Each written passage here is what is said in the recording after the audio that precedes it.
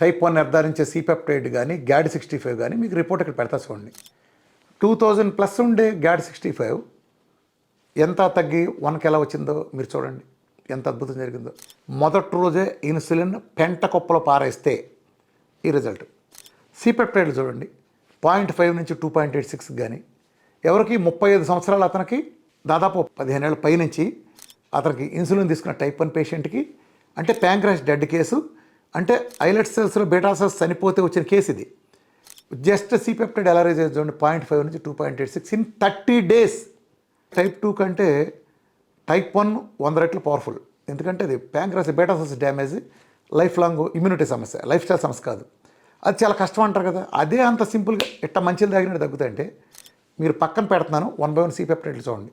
ఎక్కడి నుంచి ఎంతకి 30 రోజుల పీరియడ్లో 40 రోజుల పీరియడ్లో శరీరంలో బీటా సెల్స్ రికవర్ అయిపోయినాయి.